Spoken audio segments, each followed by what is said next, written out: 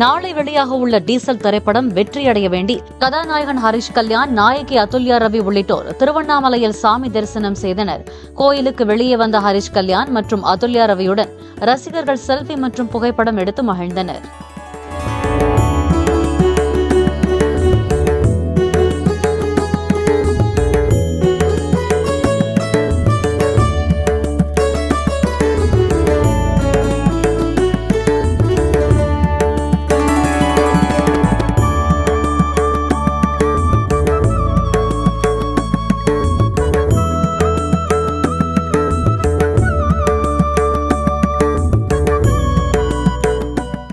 Deepavali release ஆகுது, பெரிய பெரிய ஹீரோக்கள் படம் தான் ரிலீஸ் ஆகும். உங்க படம் ரிலீஸ் ஆகுது, எப்படி நீங்க பாக்குறீங்க?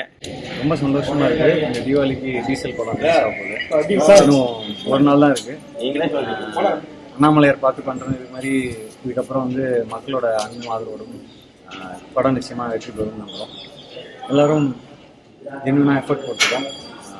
ஸோ மக்கள் தியேட்டரில் போய் பாருங்க, ஃபேமிலி ஃப்ரெண்ட்ஸோட பார்த்து என்ஜாய் பண்ணுங்க.